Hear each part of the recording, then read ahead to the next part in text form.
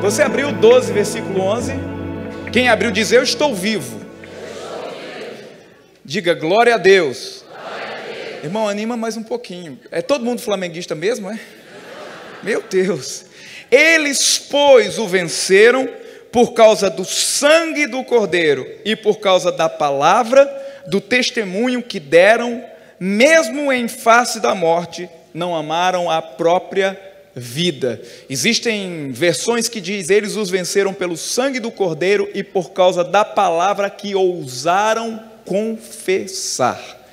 Queridos, esse texto fala nos últimos dias, já no período que vai se acabar tudo, que para vencer o inimigo era necessário continuar testemunhando, continuar confessando. A palavra testemunho, de mártires, no latim, testes no latim e mártires no grego, significa que você vai entregar a sua vida mediante o que você fala. Você vai ser fiel àquilo que você viu e você nunca negará. Pois bem, a palavra do Senhor fala em 1 Pedro 4,11, se alguém fale de acordo com os oráculos de Deus. Isso quer dizer, nós precisamos fazer o que Apocalipse está dizendo para vencer o inimigo a cada dia, pois nós somos mais que vencedores. Mas o que nos faz mais que vencedores é o sangue de Cristo Jesus e a palavra que nós ousamos em confessar. O que é colocar os nossos lábios de acordo com os oráculos de Deus? É mesmo o mundo estando como está, mesmo as coisas estando anunciadas no final dos tempos, nós precisamos concordar com o que Deus diz ao nosso respeito, não com o que está acontecendo no mundo. O mundo jaz do maligno, as coisas já vão acontecer de mal, de ruim em todos os lugares, mas a Bíblia mesmo assim ainda garante que 1000 vai cair ao teu lado, 10.000 à tua direita, mas tu não será atingido. Não muda a palavra de Deus das promessas desde o início até os últimos dias em Apocalipse. A palavra vai continuar valendo. A confissão da fé te levará a um lugar que antes você não conhecia. E para te explicar esse texto, ele é maravilhoso porque fala assim: por causa do sangue do Cordeiro e por causa da palavra do testemunho que deram. Se você quer manter a sua vitória em Cristo Jesus, se você quer garantir que a sua vitória está até o final, você tem que harmonizar os seus lábios com o que Deus fala. Se Deus diz que você é curado, você não vai aceitar diagnóstico de enfermidade. Ainda que a enfermidade apareça, ainda que a enfermidade seja diagnosticada, você vai concordar com o que Deus diz a respeito de enfermidade. A enfermidade existe, a miséria existe, o mal existe, tudo bem, mas segundo a palavra de Deus, não há poder dela sobre mim, porque Cristo Jesus o venceu mediante o sangue derramado, e eu, segundo a palavra, concordo com o que Deus fala ao meu respeito, não o que o mundo está falando ao meu respeito. Esse texto ele é muito bom, esse de Apocalipse, porque alguns judeus na época já falavam em escritos paralelos, não é na Bíblia, escritos paralelos dos judeus. Da época que eles receberam essa palavra, eles já diziam coisas semelhantes no judaísmo. Os israelitas, eles acreditavam, tinham como tradição dizer que o acusador, o inimigo, isso quer dizer o diabo, ele acusava, ele trazia tudo contra todos os irmãos, todos os dias, menos no dia da expiação. Eles já sabiam que no dia da expiação, no dia em que o cordeiro era imolado pelos pecados dos israelitas, o acusador não tinha direito de acusá-los, pois eles eram perdoados de todas as acusações que o inimigo fez durante todo o ano. Quando chegava no dia da expiação, cada pecado de cada judeu, cada pecado das pessoas, mediante o sangue derramado do cordeiro, ele era perdoado. Então eles venciam o acusador mediante a promessa da palavra que um cordeiro morreria por cada um deles. Então nós entendemos aqui que quando nós estamos em Cristo, nós não estamos esperando um dia da expiação para que o sangue seja derramado. Nós o vencemos por causa do sangue do Cordeiro que já morreu. E nós não precisamos agora esperar uma expiação. Nós não precisamos dizer: não, o inimigo pode me acusar até hoje, a partir do dia da expiação. Não, em Cristo Jesus todo dia é dia da expiação. Todo dia é dia do sangue do Cordeiro. Todo dia é o dia de você pegar a palavra, a confissão da fé e dizer: eu não aceito nenhuma acusação, porque o sangue do Cordeiro permanece em cima de mim. Eu não aceito a enfermidade, porque o sangue do Cordeiro permanece sobre mim. Eu não aceito a miséria, porque estou na expiação em Cristo Jesus. Certamente Ele já tomou sobre si. Ele não tomará amanhã, Ele não fará semana que vem, Ele já o fez. Eu estou debaixo de sua graça, eu estou debaixo de uma nova lei, eu estou debaixo do sangue do Cordeiro, e mediante a confissão da palavra, eu concordo com o que a palavra está dizendo ao meu respeito. Me ajuda aí, irmão, dá um glória a Deus. Uma das coisas que nós precisamos entender é quem nós somos em Cristo. Apocalipse deixa muito claro: eles venceram por causa do sangue. Eles sabiam o poder que havia no sangue. Eles venceram mediante a palavra que confessaram. Eles sabiam o poder da palavra. Eles sabiam o poder da expiação. Nós precisamos saber quem nós somos em Cristo Jesus. Nesse livro eu narro bem claramente algumas das confissões que me tiraram da miséria, algumas das confissões que mudaram a minha vida, algumas das confissões que fizeram de mim um pregador, algumas das confissões que me tiraram de um meio de um lugar que eu não tinha chance de nada, mas eu sabia que a palavra de Deus era muito mais real do que eu estava vendo.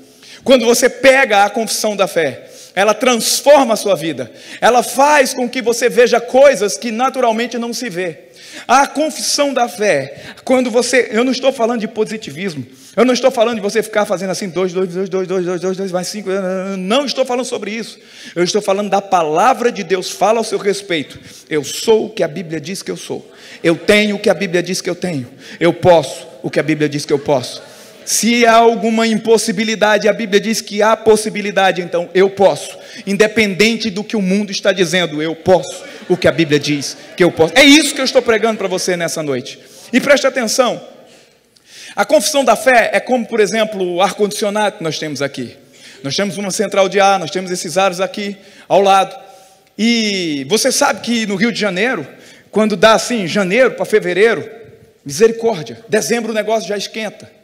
Caraca, mulher, que é quente demais aí. Gente, é um negócio complicado aqui. Eu lembro que uma vez deu 42 para 43 graus com sensação de 55 graus. Foi aquele dia que souberam, alguém teve uma visagem de Sadraque, Mesaque e Abednego lá na praça em Bangu, se abanando de calor, dizendo: meu Deus, ajuda-me, meu Deus do céu, a fornalha só era 7 vezes, aqui está umas 15 vezes mais quente. É muito quente no Rio de Janeiro. Mas o que é que nós fazemos aqui no Rio? Você lembra que sempre cai a energia, né? Uma vez eu liguei para a Light e falei: a energia caiu, quanto tempo volta? Senhor, é porque está quente. Eu falei: filha, nós moramos no Rio de Janeiro. Se tivesse nevando eu entenderia, porque não é comum nevar. Quando você vai para um lugar de neve, eles estão com toda a forma para te atender com neve. Então lá você não vai ficar sem aquecedor porque está frio. O Rio de Janeiro é turístico porque o povo vem para o calor. Então cair a energia porque está muito quente não é desculpa, é normal. Agora, se você dissesse assim: olha, nevou, 10 abaixo, eu ia dizer: olha, é mesmo, não é normal. Mas vocês têm que estar preparados. O calor é insuportável, sim ou não? Sim. Não, carioca não, é insuportável nada, já é maior praia aí. E agora tiraram o horário de verão, como é que eu vou no final da tarde agora para a praia aí? Não dá mais. Vou dizer um negócio para vocês. Mas o bendito ar-condicionado, sensação de 55 graus, aí você tem um dispositivozinho, um controle remoto, como diz o mineiro, o nigucinho de Deus. Você só vê os barulhinhos fazendo assim, tim, tim. A mulher coloca lá em 24, 25, misericórdia. Homem, 16, 17. Você fica com raiva que ele só vai até 17, baixa mais.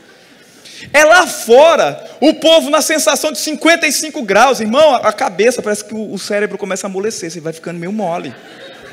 Mas você entra num lugar desse, onde era para estar mais quente ainda, mas por causa de um dispositivo, você chama a existência uma coisa que não é como se já fosse.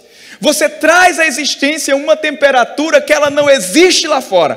Todo mundo está no natural. sofrendo no calor, mas você com um dispositivozinho assim, 17, 16, você traz a existência, lá onde a gente está, dá 10, 15 abaixo de zero, você coloca no aquecedor 21 graus, você chama a existência aquilo que para o mundo não existe, mas você passa a viver, independente de o mundo estar sofrendo. Assim é a confissão da fé, assim é o que vence através do sangue, a palavra que nós ousamos em confessar, você chama a existência um estilo de vida que está na Bíblia. Talvez as pessoas no mundo não estejam vivendo, talvez o natural do mundo seja o sofrimento, mas você tem um dispositivo, eu sou o que a Bíblia diz que eu sou, eu tenho o que a Bíblia diz que eu tenho, então você traz à existência um jeito de vida que o povo olha para você e diz assim, é maluco, e você diz, não, é porque eu tenho um ar-condicionado celestial, aleluia.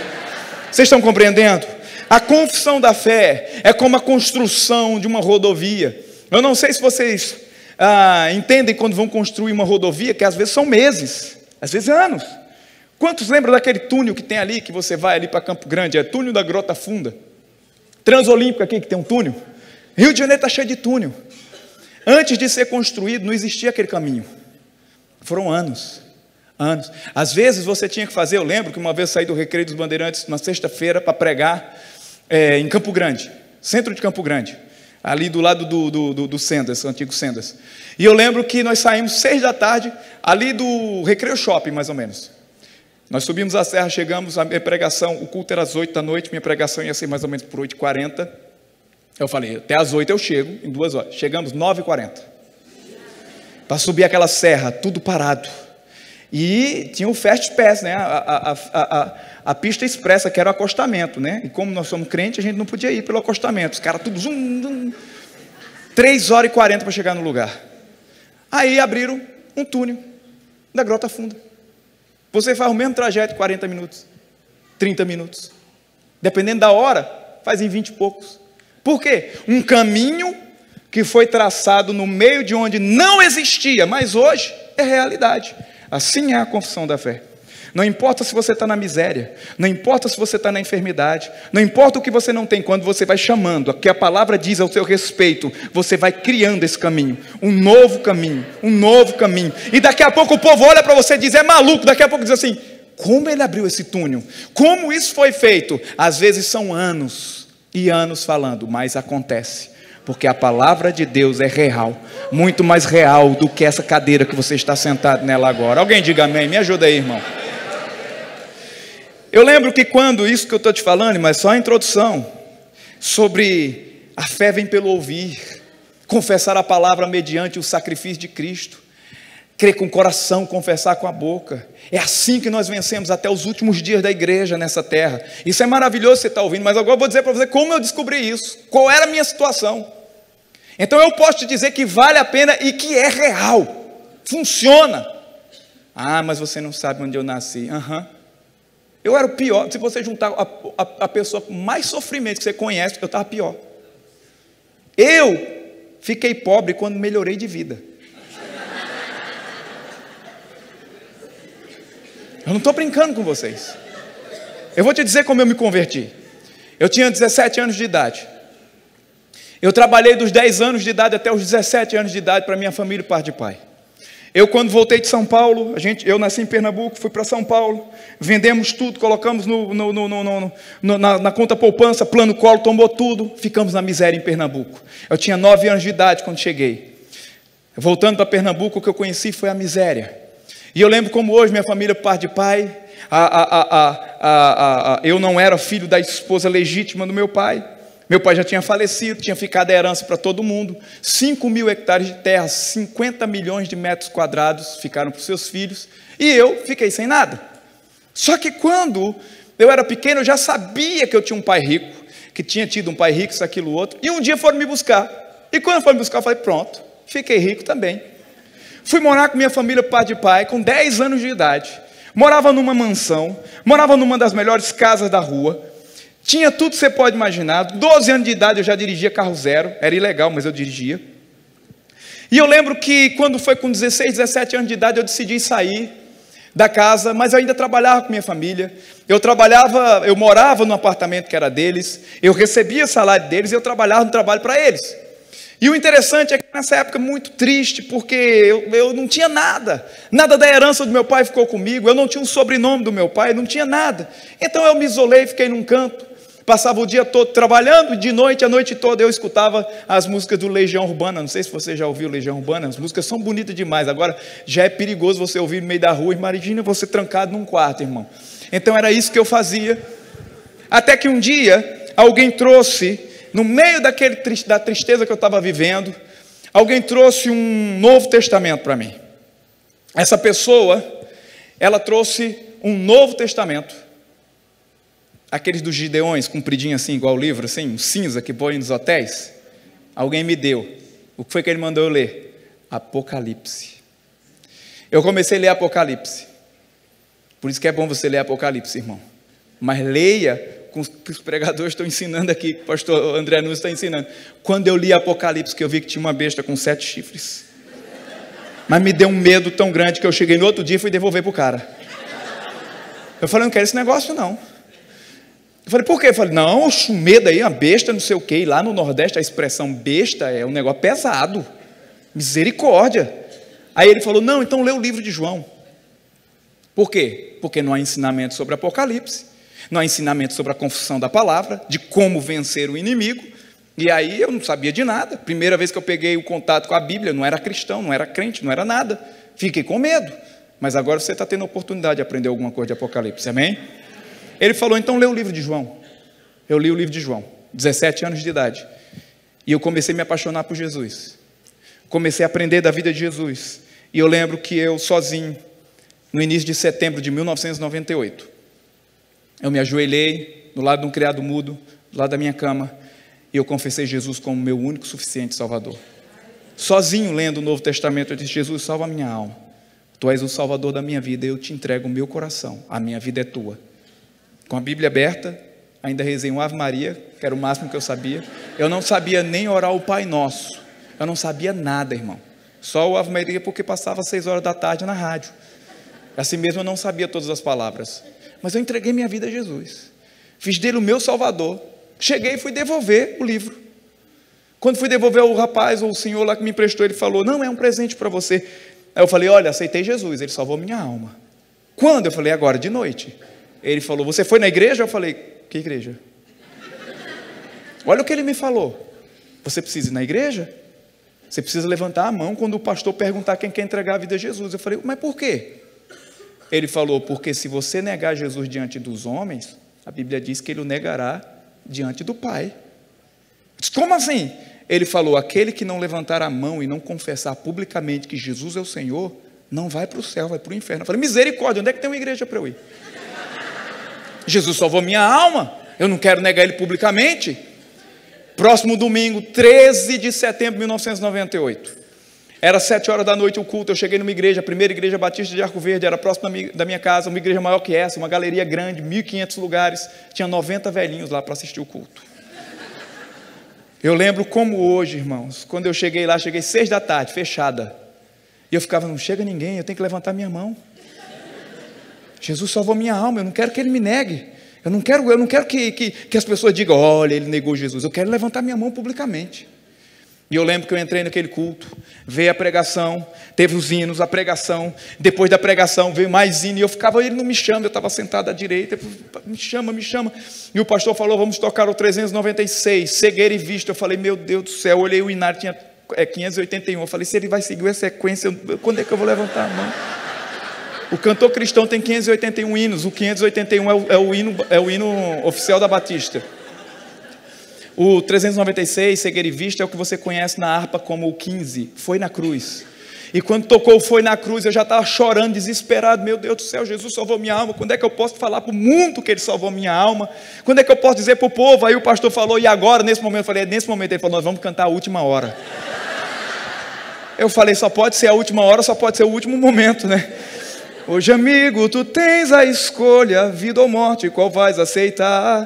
Amanhã pode ser muito tarde, Cristo agora te quer libertar. Quando falou isso, eu falei, meu Deus do céu, me chama. E ele falou, nesse momento, quem quer entregar a vida a Jesus, levante sua mão. Eu falei, eu! Eu gritei bem alto. Aí o pastor falou assim, nós temos mais alguém, além desse jovem empolgado, para entregar a vida a Jesus, eu entendi assim: Ele não está me vendo. Eu fiz, com as duas mãos. Lembro como hoje o nome do pastor era Ironcio. Ele falou assim: traz esse jovem aqui, porque ele está muito empolgado para entregar a vida a Jesus. Tinha 90 velhinhos na igreja. Eu subi a plataforma, fiz a confissão pública de Jesus, fui o único naquela noite, nunca faltei um culto. Uma vez eu fiquei com um problema de saúde e não fui um culto de domingo, e foram me visitar em casa dizendo: ué, cadê você?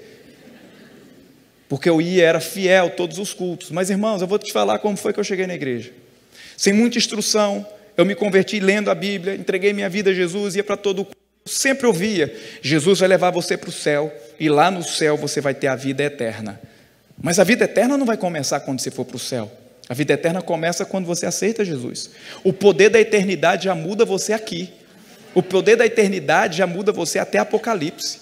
O céu, a eternidade lá, você não já tem problema, você não precisa mais de mudança mais de nada. Já está tudo completo. Mas eu ficava naquela coisa: um dia eu vou para o céu e vai resolver todos os meus problemas. Um dia eu vou chegar aos céus. Sempre era no futuro. Sempre eu ia ter, eu estou com muita dívida, eu não tenho como fazer. Porque, irmão, vou te contar o que foi que aconteceu. Eu fui contar para a minha família, para quem eu trabalhava, minha família que tinha um dinheiro, que eu me converti. Marquei uma reunião, feliz da vida, meus problemas acabaram, aceitei Jesus. Aí marquei uma reunião. Aí eu falei: não, agora eu não quero nada da herança tudo e não, mas aí vão falar assim: que coisa linda, que coisa maravilhosa. Vai causar um impacto na família. E eu lembro que fiz uma reunião, meu irmão mais velho estava numa mesa na minha frente. Nós estávamos numa parte alta assim, tinha umas escadas aqui, a mesa dele, no escritório. Eu sentado à frente, ele atrás. E eu falei desse jeito: olha, eu queria lhe dizer que aconteceu algo tremendo na minha vida. É mesmo? Conta aí. Ele bem grande, ele do meu tamanho, só com 120 quilos mais ou menos. 2 de mim. E eu disse: eu entreguei minha vida a Jesus de Nazaré. Eu agora sou crente. Jesus salvou minha alma. Eu disse com tanta alegria. O olhar ficou enfurecido. Olhou para mim com a maior raiva do mundo. Levantou e bateu naquela mesa de aço. Pá! Que é isso, rapaz? E eu fiquei com medo, olhei para ele: o que foi? Você se tornou um traidor? Apontou para mim e falou assim: se você não tinha herança dessa família, não tinha um nome dessa família, hoje você é um traidor dessa família. Levante-se, ponha de pé e saia para fora. Sai para fora, só pode ser para fora, né? E vá-se embora. Você não faz parte dessa família, você é um traidor. E me chamou de bode, que era um nome comum dado aos crentes lá, pejorativamente, que se dava. Irmãos, as lágrimas vieram naquele momento. Eu pensava que eu estava fazendo a melhor coisa da vida, e eu estava fazendo. Mas eu não tinha forma de ter forças para enfrentar aquilo. Então eu fui, bati com a mão também. Pá! Do mesmo jeito que ele bateu, eu bati. Do jeito que ele apontou o dedo para mim, eu apontei para ele. E falei: olha, eu vou vencer na vida. Sem o nome dessa família. Sem R$1 dessa família. Sem a herança dessa família. Por causa do nome de Jesus. E um dia, vocês vão dizer que eu sou dessa família e vocês vão ter orgulho de mim. Anote isso. E eu fui embora. A partir desse dia eu deixei o apartamento que eu morava, eu deixei o emprego que eu tinha, eu deixei tudo. Porque quando eu aceitei Jesus, eu fui perseguido. E tudo que eu achava que eu tinha, que na verdade eu não tinha, eu nunca tinha tido. Jesus era tudo que eu tinha. Ele se tornou meu melhor amigo. Eu passava fome, eu não tinha roupa, eu não tinha mais nada. E é difícil você se acostumar a não ter alguma coisa quando você teve muito. E eu lembro que eu comecei a ficar muito triste, mesmo dentro da igreja. Como eu ouvia: um dia vai melhorar, um dia você vai para o céu, um dia vai acontecer. Você sabe o que é que eu fazia todos os dias? Talvez você já fez isso. Eu pedia a Deus todos os dias para morrer. Por quê? Se um dia, quando eu morrer, tudo vai ficar bom, eu não vou ter mais conta, ninguém vai me perseguir, e eu vou para o céu ficar do lado de Jesus, que a Bíblia diz que é muito melhor. Meses, todos os dias, eu chorava e dizia: Jesus, me leva. Eu não tenho propósito, por que eu estou nessa terra? Para sofrer? Já que o Senhor me salvou, então me leva. Amor, irmãos, não era amor por Cristo. não queria sofrer. Às vezes nós não queremos sofrer e ficamos, vem Jesus, mas é porque você ama a vinda dele, como diz em Apocalipse no final? Ou porque você está querendo sair daqui porque acha que não tem um propósito? Eu falava isso todos os dias. Uma moça piedosa me viu nessas condições, ninguém sabia que eu fazia essa oração, mas viram a tristeza, e me emprestou um livro, e disse, olha, vou me emprestar um livro que pode ajudar na sua vida. Eu não lia nada a não ser a Bíblia, eu lia todas aquelas leituras que tinha na revistinha, eu só lia coisa geográfica e histórica, porque geralmente tem figurinha, ninguém entendeu, mas era o que eu lia, e a Bíblia. E eu lembro que aquela moça chegou com um livro dourado, me emprestou e falou, olha, depois você me devolve. Eu fui para o lugar onde eu morava, que mais parecia um cortiço, e eu lembro como hoje eu entrei naquele quarto, era um apartamento de um quarto só, de um vão só, minha cama era meio de uma cama misturado só com um colchão, com uma coxa de retalho em cima, e eu lembro como hoje que eu peguei aquele livro, no meio daquela miséria, e o título do livro, ele tinha uma capa dourada antigamente, e as letras eram bem bonitas, bem fortes, douradas assim. Dizia, você é o melhor de Deus. Quem escreveu ele foi um homem chamado T.L. Osborne, Tommy Lee Osborne, um evangelista que pregava no mundo todo. E quando eu vi aquele livro, eu comecei, fiquei interessado, fui ler o livro.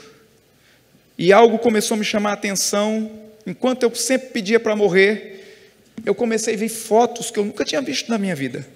Tinha umas fotos como essas aqui, ó, que eu tenho no meu livro aqui, ó, que tinha umas cadeiras de rodas, tinha umas multidões, tinha coisas maravilhosas acontecendo assim, e eu comecei a me ver nas fotos. Eu comecei a me ver dentro daquelas fotos, como se eu fosse o pregador, que era ele. Algo me colocava para dentro daquela foto, eu comecei, o que está acontecendo comigo? E eu comecei a ler o livro. E no meio daqueles pedidos para morrer, eu comecei a ler assim, você é a imagem de Deus. Gênesis 1:26. E dizia, você é tão especial para Jesus. Jesus não morreria por alguém que fosse um ninguém. Jesus não derramaria o seu sangue precioso por alguém que não tivesse nenhum valor. Você tem o maior valor já descrito pela humanidade. Você é um filho de Deus. Você é a imagem do Senhor. Você não pode desistir de sua vida, porque Deus te colocou com um propósito nessa terra. Eu saía, quando eu voltava, pastor André, eu voltava e dizia, meu Deus, ninguém me ensinou isso aqui. Quantas noites eu estava de joelho pedindo, Senhor, me leva, e agora eu descubro, eu estava errado. Não me leva, Jesus, eu descobri, eu tenho um propósito de vida. Quando você descobre o propósito de vida, você diz, Jesus me dá 100 anos, Jesus me dá 200 anos, eu quero cumprir o que o Senhor tem para a minha vida. Eu quero te dizer uma coisa, nada que veio contra você, nada que tentou te matar, nada que tentou te destruir, vai tirar o propósito que Deus tem na sua vida. Você é a imagem de Deus, você é valioso para Deus, Deus não desistirá da sua vida até os últimos dias. Alguém grite, eu creio! Aquele livro foi um impacto na minha vida.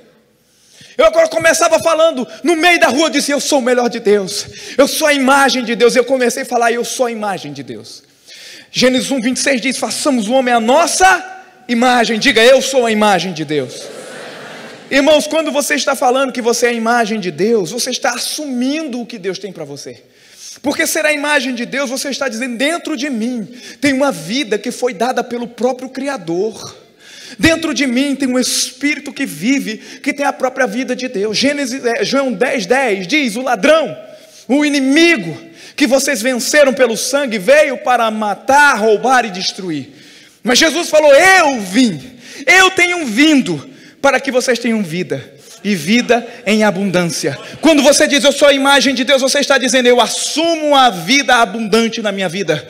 Não vai faltar, vai chegar, não vai ser a enfermidade que vai ser a vitoriosa. Eu sou mais que vencedor em Cristo Jesus. Quando você diz, eu sou a imagem de Deus, você está dizendo, eu estou refletindo o poder de Deus nessa terra. Sua essência está em mim, seu poder está em mim. Eu tenho um propósito para viver, para abençoar pessoas e para ser abençoado. Alguém grite amém. Ser a imagem de Deus faz com que você entenda que você é como uma escultura divina nessa terra. Deixa eu explicar isso. Atos capítulo 17, versículo 23. A palavra do Senhor fala que Paulo estava andando lá em Atenas, e ele chegou numa colina alta, é chamado de Areópago, ou colina de Marte, como antigamente os gregos chamavam. E lá tem muitos altares, lá tinha muitas estátuas, tinha muitas imagens esculpidas. E Paulo chegou diante de um altar, que era como uma mesinha dessa daqui, era um altar, mas não tinha escultura, não tinha imagem esculpida. E olha que coisa interessante, Paulo, ao ler o título daquele altar, tinha Agnostos Theos, que quer dizer é o Deus desconhecido. Paulo falou: olha, vocês são bem religiosos, então eu quero apresentar o Deus que eu prego. É esse aqui, esse que não precisa de templos feitos por mãos humanas, esse que de um só homem fez toda a raça humana. E para que vocês entendam melhor, ele diz assim: pois nele, ele estava falando para pensadores pagãos, nos movemos, existimos e vivemos, assim como os vossos pensadores também têm dito. Paulo estava dizendo: não importa quem você é, se você ainda não descobriu o seu propósito, você só está vivo por causa dele, você respira por ele, ele é quem te deu a vida. Você é a imagem do próprio Deus. Ele estava dizendo: não precisa de uma imagem esculpida aqui, pois ela já se encontra no seu coração. Por isso que você deve adorá-lo em espírito e em verdade, não há uma escultura, pois essa escultura já está dentro de você. Pois a palavra imagem, ela também pode ser traduzida como escultura. Dentro de cada ser humano tem uma escultura com a cara de Deus. Tem uma escultura que faz você ter fome dele. Tem uma escultura que faz você clamar por ele. Tem uma escultura que faz as pessoas que nunca ouviram falar de Jesus estarem buscando um Messias. Tem uma escultura dentro de cada ser humano que faz ele todos os dias buscar pela eternidade. Quando você diz que é a imagem de Deus, você está assumindo que ela está viva, que está correndo dentro de você o poder criativo de Deus. Alguém diz amém? Diga: eu sou a imagem de Deus. Quando você diz que é a imagem de Deus, você está recitando como João 4,17, 1 João 4,17, assim como ele é, nós somos aqui na terra. Quando você diz eu sou a imagem de Deus e descobre isso, você está dizendo ele é poderoso, nós também temos o seu poder, como Lucas 24, 49.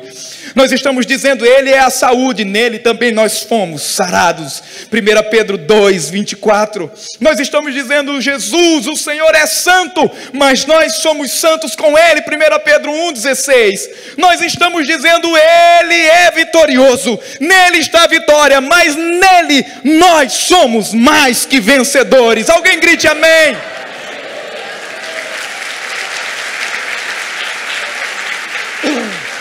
Você já imaginou 17 para 18 anos de idade, com todos os sonhos por água abaixo? Eu agora descobri que o Senhor era comigo, que o Senhor torcia por mim, que tudo daria certo em o nome de Jesus. Eu comecei a levantar a minha mão, eu comecei a dizer: eu sou a imagem de Deus, eu sou a imagem de Deus. Eu quero te dizer uma coisa: se levante, chegou o tempo de enfrentar qualquer situação, vai acontecer uma reviravolta na sua vida. Mas em Apocalipse diz que eles venceram pela palavra. Sem a palavra não há vitória. Sem a palavra não há vitorioso. Sem a palavra não há Cristo. Sem a palavra não há sangue. Nós temos que pegar a palavra e confessá-la todos os dias. No livro eu fiz algo muito interessante. Cada final de capítulo eu coloquei assim, ó. Termina aqui: eu sou a imagem de Deus. Olha que coisa interessante para vocês verem aqui. Jesus do céu, cadê a imagem de Deus? Está quase, irmão. Aqui, quando termina o capítulo, tem 7 confissões baseadas em tudo que você aprendeu. Cada capítulo vai ter 7 confissões para você fazer diariamente, para você tomar posse. Você confessa com a boca, crê com o coração e toma posse. E eu queria fazer essas 7 confissões agora com vocês. E eu vou precisar que você faça com fé.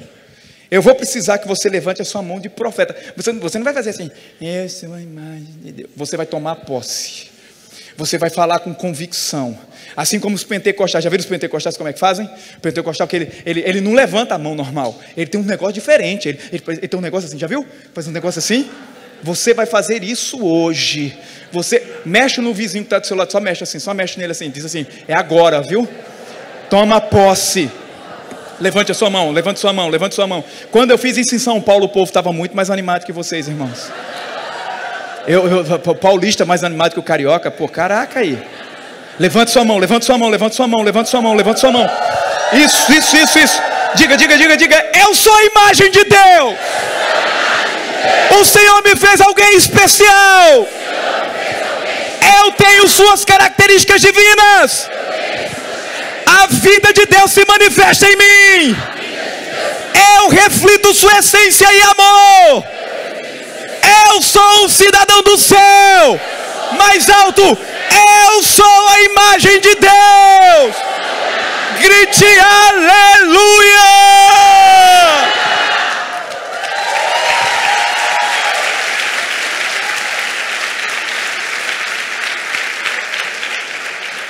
Com isso eu descobri algo, eu comecei a estudar, fui fazer o curso bíblico, fui fazer algo, fui estudar a palavra, fiquei apaixonado pela Bíblia, pela leitura, comecei a ler todos os livros do T.L. Osborne, e aí descobri uma coisa, que eu era embaixador de Cristo Jesus, 2 Coríntios 5:20, de sorte que somos embaixadores de Cristo, como se o próprio Senhor falasse por nosso intermédio. É como se fosse assim, você abre a boca para Jesus falar através de você. Quando você diz que é embaixador de Cristo, você está reconhecendo que você é uma autoridade local, que você é alguém que não está na sua nação, pois você não é deste mundo, você veio enviado. Um embaixador vive em uma outra nação, numa embaixada. Você está assumindo o posto de maior representação diplomática do reino de Deus. O seu corpo passa a ser a extensão de onde você veio. Você não recebe, não vive mais monetariamente baseado no que se ganha nessa terra. Você recebe do alto, você se alimenta do alto, você representa aquele que é lá do alto. Preste atenção. O Senhor diz, onde você impor as mãos, os enfermos serão curados, porque o embaixador é a extensão do seu reino. Nós somos a representação de Jesus aqui na terra, nosso corpo representa o próprio Senhor. Tanto é que o embaixador, quando ele vai em uma reunião de cúpula, ele não usa o seu próprio nome como principal. É a bandeira da nação, mas o nome do país. O embaixador americano no Brasil, numa reunião, aparece uma bandeirinha americana e Estados Unidos. Some o nome dele. E ele assume de onde ele veio. Onde você chegar, a maneira que você for, você não vai chegar com o seu nome, você não vai chegar com sua casa, mas você vai chegar com a bandeira, Jeová Nissi, com o nome de Jesus sobre sua vida. Sua bandeira será o nome do Senhor, e onde você chegar, o diabo não vai ver Maria, o diabo não vai ver José, ele vai ver um embaixador, um representante, ele verá a bandeira, Jeová Nissi, e o nome do Senhor estará sobre você, e ele vai correr, porque você é a autoridade nos negócios do Senhor. Diga, eu sou embaixador de Cristo Jesus. Isso quer dizer que o seu corpo, como eu falei, além de você morar na embaixada, um lugar que tem inviolabilidade, isso quer dizer, ninguém pode entrar lá, se você não conceder que a pessoa entre. Não importa se a embaixada americana fica em Brasília, o território da embaixada é governado pelos Estados Unidos. Não importa se o território é brasileiro, quem manda lá é os Estados Unidos, quem paga as contas é os Estados Unidos, a comida é americana. Assim é a sua vida. Não importa se você está nesse mundo, se esse mundo jaz do maligno, onde você pisa, você está na embaixada do Senhor. Ninguém pode tirar os teus pés são formosos onde você pisar. Ainda que você esteja numa terra que está corrompida, você faz parte de uma nação celestial, aleluia. Cada parte do seu corpo representa o reino de Deus, cada fibra do seu corpo Jesus habita. Ele está em você. Ele se reflete em você, ele se manifesta em você. Você é aquele que representa a maior autoridade de uma outra nação nessa terra, por causa do nome de Jesus. Alguém pode dizer amém? Amém. Eu lembro que no ano de 2010, a Jéssica e eu, nós chegamos da Europa, estávamos pregando lá por um bom tempo, e voltamos. Eu lembro de outubro de 2010, isso 9 anos atrás, quase 9 anos. Pregamos numa conferência em Belo Horizonte com a Fernanda Brum e o pastor Emerson Pinheiro. E depois disso, ela me falou algumas coisas, ele também me apresentou algumas coisas.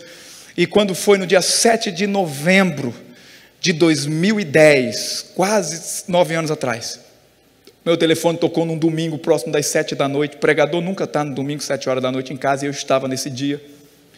E ela falou: pastor Jânio, você lembra de uma moça que eu te falei, chamada Bianca Toledo? Eu falei: lembro. Pois bem, essa moça está no CTI já há 2 meses, com falência múltipla de órgãos, está tudo parado, ela está praticamente morta. Você lembra disso? Eu falei: lembro, só não sei quem é, mas eu lembro que você me contou. Ela falou: pois bem, os médicos falaram comigo hoje, que ela no máximo tem 3 dias de vida. Desistiram de tudo, os planos de saúde não querem mais cobrir, milhões já foram gastos. Eu falei: sim, e o que você está falando? Ela falou assim: mas eu orei ao Senhor, e Deus falou: chame o embaixador, chame o Jânio César. Se ele vier aqui orar por ela no Rio de Janeiro, eu morava em Belo Horizonte na época, se vier orar por ela aqui, ela não vai morrer. Eu disse: Jéssica, vamos pegar o carro, nós vamos descer agora. Eu falei: vou pegar meu carro, vou descer agora, 5, 6 horas eu estou aí. Ela falou: não, eu vou te mandar as passagens, amanhã de manhã você pode vir. Eu falei: vou sim. No outro dia, bem cedinho, eu já estava lá no Hospital Pasteur, ali no Meia. Fui lá para orar para aquela moça, nunca tinha visto na vida, não sabia quem era, não sabia a representação dela, mas eu perguntei: Senhor, por que eu vou orar por essa moça? E o Senhor falou assim: porque ela tem algo que vai fazer sacudir essa nação. No livro eu coloco: um milagre que sacudiu a nação. E eu disse: Senhor, e o que eu vou orar? Porque se é algo tão específico, eu tenho que falar as palavras corretas. Você tem que ser guiado por Deus, porque o embaixador, ele não segue seus próprios pensamentos, ele faz o que a nação manda. E eu lembro que eu entrando naquele hospital, enquanto a mãe vinha, enquanto os parentes vinham, o Senhor falava comigo: se apresente, na hora que for orar por ela, diga o seu nome, fale quem você é, que é embaixador de Cristo Jesus, e dê ordem a todos os órgãos que estão falidos. Mande que eles tenham vida. Eu cheguei lá, irmãos, então já cheguei, sabe, com aquela cara assim. Toda vez que eu vou nos hospitais, eu vou bem calmo, bem tranquilo, mas esse dia parece que o negócio estava diferente. Eu cheguei de um jeito, ao invés de falar baixinho, como eu sempre ensino o pessoal, algo do Espírito Santo estava sobre mim. A Fernanda Brum estava com a Estela, junto com os parentes da Estela. Eu lembro como hoje que elas começaram a cantar uma música e era a hora de eu orar. A moça estava lá praticamente morta, só as máquinas mantinham aquela menina viva. E eu lembro como hoje que elas começaram a cantar uma música que dizia: Talita cume, menina, levanta-te. E eu comecei a oração desse jeito, em voz alta, no meio de uma UTI que não tinha paredes, eram boxes de cortina. Então fez todo mundo olhar o que eu estava fazendo.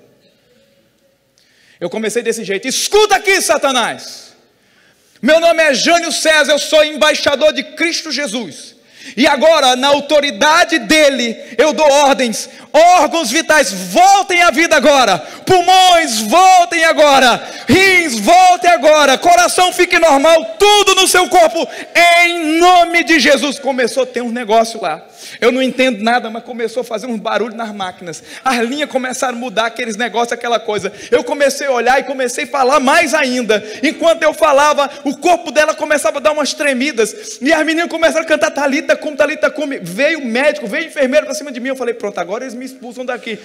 Quando eles vieram olhando para mim, tipo assim, quando eu olhei para eles, era tipo assim: continua, alguma coisa está acontecendo, alguma coisa está acontecendo. Aquela moça foi restaurada, Deus a libertou do meio da morte, ela está viva faz mais de 9 anos, pregando o evangelho, salvando milhares de pessoas. Ela é tão normal quanto você e eu hoje. Ela teve 2 paradas cardíacas, uma de 16 minutos, outra de 6 minutos, ela é totalmente perfeita. Há um poder quando você sabe que é embaixador de Cristo Jesus. Eu lembro que eu dizia isso. Eu fui morar em Caruaru, em Pernambuco, para estudar, para fazer a escola bíblica. Eu lembro quando eu estava no seminário, eu morava na igreja, no lugar mais horrível que tinha na igreja, na torre da igreja. Eu era apelidado de o Quasímodo, porque diziam que eu morava na torre da igreja. E eu lembro que no quarto eu morava, não tinha nada, mas eu tinha 2 coisas especiais. Enquanto muita gente estava buscando carro, estava buscando dinheiro, eu tinha 2 coisas sensacionais que eram o meu maior bem: 2 mapas. Eu tinha um mapa do Brasil e tinha um mapa do mundo. E como eu descobri que eu era a imagem de Deus e que eu tinha um propósito, todos os dias eu agora não pedia mais para morrer. Eu pegava aqueles 2 mapas que eu ganhei de uma irmã bondosa, pois eu não tinha condições de comprar. E eu lembro que eu colocava as minhas mãos e dizia: um dia eu vou pregar no Rio de Janeiro, um dia eu vou poder ajudar pessoas naquele estado, um dia eu vou pregar nas nações, o Senhor me levará para pregar no norte, para pregar no sul, no leste e no oeste. Eu tomo cada uma dessas nações por herança. Eu sou embaixador de Cristo Jesus. Não há visto negado nem porta fechada para aquele que ama e que vai pregar a sua palavra. E eu dizia: me leva, Jesus. Eu dizia: eu não quero carro, eu não quero casa, eu não quero nada, eu só quero as nações e as almas para ganhá-las para ti, em nome de Jesus. E eu orava, e hoje eu posso estar ministrando para pessoas maravilhosas como vocês. Deus responde aquele que clama, Deus responde aquele que confia em sua palavra. Eles o venceram por causa do sangue que estava sobre ele e por causa da palavra que confessaram. Confesse hoje, diga: eu tenho, diga: eu posso, diga: eu sou, e vai acontecer, irmão.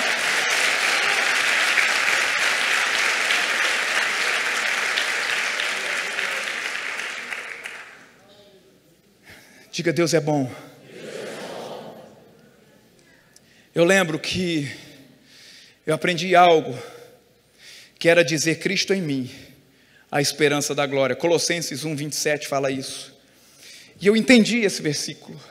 Se eu sou a imagem de Deus, se eu sou embaixador dele, a glória tem uma expectativa em mim. A glória tem uma expectativa em você. Diga comigo: Cristo em mim, a esperança da glória. Mas a gente fica pensando assim: o que quer dizer esse texto? Quer dizer assim: Deus te chamou para quê? Ele vai patrocinar. Se a glória está torcendo, você acha que não vai investir? Se a glória está querendo, você acha que Deus vai tirar a bênção de sobre você? Não, Ele só quer um coração disposto, porque Cristo em vós, a esperança da glória. Ele vai colocar os dons que você precisa, Ele vai colocar o dinheiro que você precisa, Ele vai colocar a porta que você precisa, Ele vai colocar a pessoa que você precisa, Ele vai soprar o seu nome que você precisa. Deus está ao teu favor, Deus está torcendo por você. A glória, os céus, os anjos de Deus. Não há porta de aço, não há porta de bronze, não há nenhum ferrolho de ferro que fique fechado diante daquele que a glória está dizendo: vai, ide, vai acontecer, eu estou contigo até a consumação dos séculos e algo vai acontecer. Diga: Cristo em mim, a esperança da glória. Lembro eu, no ano de 2000, logo quando eu conheci isso que eu estou falando para vocês, no meio da miséria ainda, quando eu conheci o movimento Palavra da Fé, isso que você aprende nessa igreja, achei sensacional, porque uma missionária chamada Fabiola, ela era líder dos jovens na igreja que eu fui, e com pouco tempo ela foi pregar na Bolívia. Passou uma missão de uns 2, 3 meses, voltou tipo dezembro do ano 2000, novembro, dezembro, não lembro bem, sei que era no final do ano 2000, eu tinha 19 anos de idade. Essa moça voltou e ela trouxe um presente para todo mundo, e ela me deu um presente. Eu ainda nunca tinha pregado a palavra do Senhor em lugar nenhum. Eu comecei a pregar com meses depois. Eu lembro que ela trouxe um presente para todo mundo, e no final, depois de me dar um mariachizinho tocando um violão, porque eu tocava na igreja, ela falou: Deus mandou eu te dar uma coisa especial. E ela me deu uma moeda como uma moeda de R$1, só que era da Bolívia, um peso boliviano. E ela me deu esse dinheiro e falou: Deus mandou eu te dar. E eu peguei aquela moeda e falei: Deus mandou me dar? Ela falou: sim, então se Deus me mandou dar, eu vou gastar ela lá na Bolívia, quando eu for pregar lá. Eu não tinha nem o que comer, irmão, tinha nem roupa. Eu peguei aquela moeda, novembro para dezembro do ano 2000, e disse: eu vou pregar na Bolívia e vou gastar ela lá. Falei: quanto vale isso? Ela falou: vale o que vale R$1 no Brasil. Eu falei: muito bom. Guardei aquela moeda, e eu colocava aquela moeda, todos os dias que eu via aquela moeda eu dizia: eu vou pregar na Bolívia e vou gastar esse dinheiro lá. Deus, a esperança da glória está em mim, Ele vai me levar para pregar o evangelho na Bolívia. Eu vou pregar naquele lugar, em nome de Jesus. Uma moedinha. Irmãos, muitas vezes a gente precisa de uma imagem, muitas vezes a gente precisa de uma coisa que nos lembre do propósito de Deus para as nossas vidas. Vocês não lembram de Abraão? quando Deus mandou ele olhar para as estrelas e disse, assim será a tua descendência, ele tinha com que olhar e dizer, assim vai ser a minha descendência. Você não lembra quando ele precisou olhar para a areia do mar? Assim será os teus filhos, se puderes contar. Deus quer te dar hoje, que você tenha coisas proféticas na sua casa, que tenha coisas que lembrem o seu futuro na sua casa. Eu tinha uma moeda profética, eu tinha uma moedinha que dizia, eu vou pregar o evangelho nessa nação. Você sabe qual foi a primeira nação que eu fui pregar o evangelho? Outubro de 2002, 15 de outubro de 2002, a Jéssica estava nessa viagem. Outubro, 15 de outubro, menos de 2 anos depois, eu estava junto com um grupo, pousando na cidade de Cochabamba, Bolívia, a 2.800 metros de altitude, no aeroporto de George Wilstermann. Nós pousamos na Bolívia, menos de 2 anos depois, para pregarmos em uma missão de quase 30 dias. Lembro como hoje que a gente desceu, o grupo veio nos recepcionar, lá da igreja que a gente estava ligado, e eu lembro como hoje que a gente dividiu os carros para os táxis. Os táxis são muito baratos lá, são tipo lotações, e eu lembro que colocaram 4 em um, 4 em outro, 4 em outro, e eles disseram, olha, ficou para cada um tantos centavos de dólar, que era o dólar ou peso boliviano. Ninguém tinha peso boliviano, só uma pessoa tinha. E eu perguntei, quanto dá isso em peso boliviano? Quanto me custa? O cara falou assim, 1 peso. Eu tirei do meu bolso e falei assim, eu tenho o dinheiro local, eu tenho o dinheiro local. Entreguei na mão dele. O pessoal, de onde você tirou isso? Eu falei, profético. Estava guardado. Foi essa moeda que me fez chegar lá. Eu quero te dizer uma coisa, tem estrela, tem areia, tem sol, o que é que for, tem algo que está indicando, você vai chegar lá, você vai chegar lá. Cristo em vós, a esperança da glória. Alguém grite amém. Aleluia. Eu quero chamar o grupo de louvor, que nós vamos começar a orar, mas antes eu quero falar uma outra coisa, uma última confissão que eu quero falar é, eu sou um sucesso em todas as áreas. Ela é baseada em 2 Coríntios 5,17, que diz, nós somos novas criaturas em todas as áreas. Nós somos novos em tudo, na saúde, nas finanças, em tudo. E o T.L. Osborne, o autor daquele livro que eu falei para vocês, que me inspirou nesse livro aqui também, ele dizia sempre em suas pregações, ninguém é um cidadão da segunda classe, pois Jesus nos fez cidadãos de primeira classe. Jesus morreu por pessoas importantes, da primeira classe. E uma coisa muito interessante é que depois de 20 anos, que eu entreguei minha vida a Jesus, 21 anos, e que 20 anos depois que eu li o livro dele, hoje o nosso ministério, lá nos Estados Unidos, está debaixo do Osborne International, que é o ministério dele, e a filha dele é hoje nossa bispa, a filha do homem que eu li o livro. Que coisa maravilhosa. E deixa eu falar algo para vocês.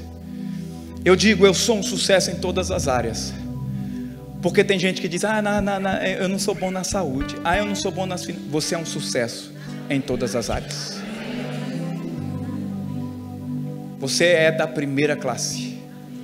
Jesus não morreria se você não fosse especial. E mesmo que se você encontrasse na classe econômica, Jesus colocou um valor de primeira classe. Se você fizer uma viagem de primeira classe, é muito caro, irmão. E tem uma cortininha que faz a divisão. Já falei isso para vocês aqui.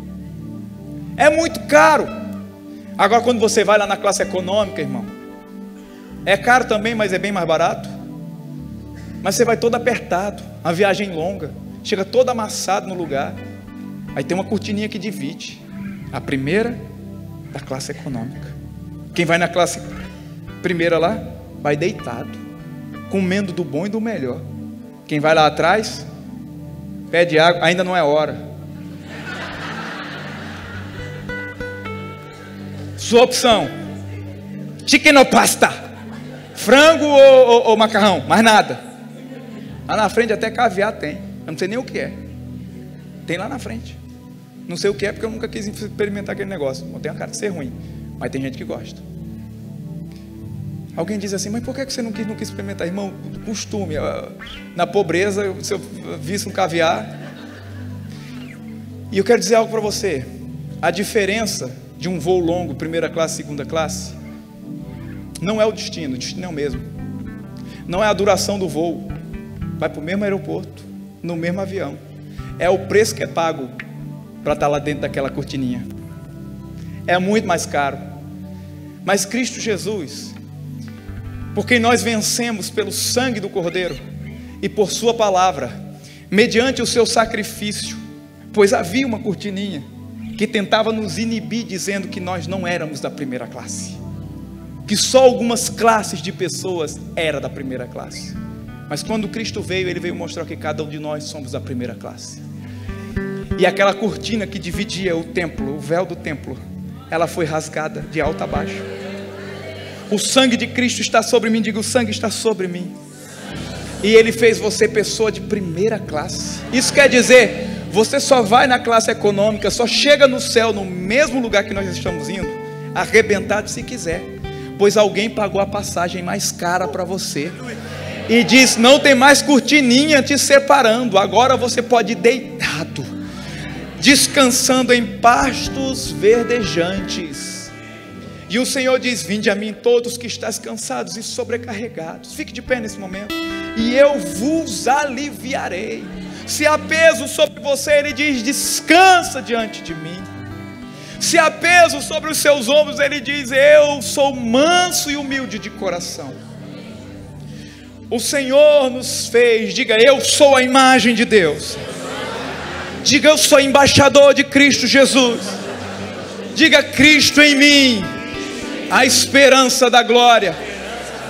Diga: eu sou um sucesso em todas as áreas. Diga: eu sou da primeira classe.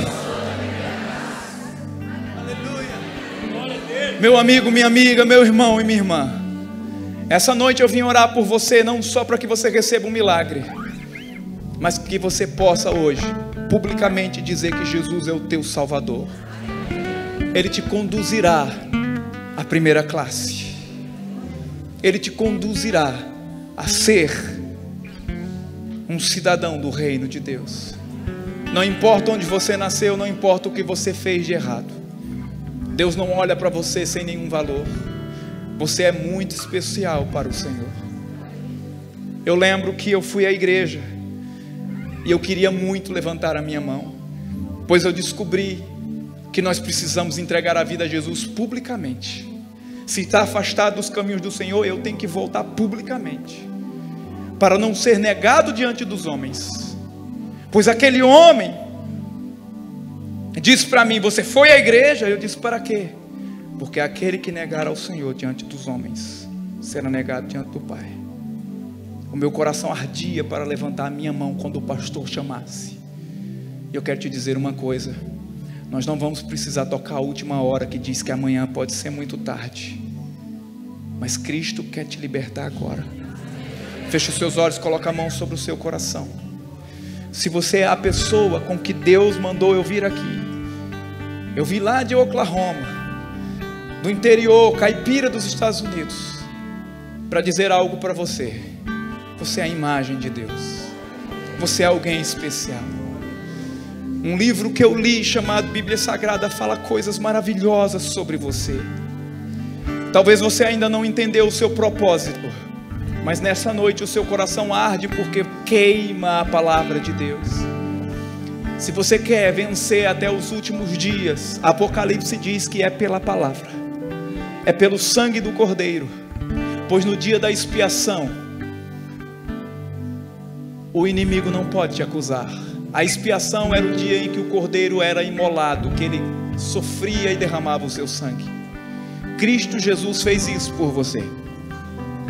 E se você levantar a sua mão hoje e entregar a sua vida a Jesus, você nunca mais precisará ser acusado. Ele vai tirar toda a culpa dos seus ombros. Ele vai tirar todo o pecado do seu interior. E Ele vai fazer brilhar a imagem de Deus dentro de você. Se você está aqui na galeria ou aqui embaixo, nessa noite, quer seja afastado dos caminhos do Senhor, ou nunca fez publicamente uma confissão por Jesus, dizendo: Ele é o Salvador da minha vida, não queira ser negado diante dos homens, não queira ser negado diante do Pai. Você tem a oportunidade, eu quero orar juntamente com você e apertar sua mão hoje. Antes de orarmos por curas e milagres, eu quero que você hoje tenha a experiência de nascer de novo, de ter uma nova vida, a qual o Senhor me deu quando eu tinha 17 anos de idade. O dia glorioso, o dia maravilhoso, aquele setembro de 1998. Talvez para você vai ser hoje, 25 de julho de 2019. Mas não tardou para você, é a hora certa, pois na minha Bíblia está escrito: hoje é o dia da tua salvação. Se nessa noite você entendeu e escuta a voz do Espírito Santo falando ao seu coração que você precisa se arrepender dos seus pecados, entregar a vida a Jesus e falar publicamente que Ele é o seu Salvador, eu quero orar por você agora. Se você nunca entregou sua vida a Jesus, eu quero orar agora por você. Levante sua mão onde você estiver. Cadê sua mão? Eu estou vendo sua mão, estou vendo sua mão, estou vendo sua mão, estou vendo sua mão. Isso, estou vendo sua mão, estou vendo sua mão. Levante mais alto. Isso, na galeria nós temos pessoas. Eu preciso fazer assim, veja só. Você está vendo alguém com a mão levantada? Eu quero orar pessoalmente com essa pessoa aqui à frente. Vem aqui à frente, vem. Pergunta para a pessoa que está do seu lado: você quer ir lá? Eu te levo para você não ir sozinho. Vem, para que não seja do mesmo jeito que foi no meu dia, que eu fui sozinho. Deixa eu apertar sua mão e eu vou orar por você. Seja bem-vindo, vem, eu estou aqui de joelhos esperando por você. Jesus, salva a tua alma nessa noite. Fica aqui que eu vou orar por você. Vem mais, isso, cante isso, música. Sai do seu lugar, tem lugares aqui, me ajuda.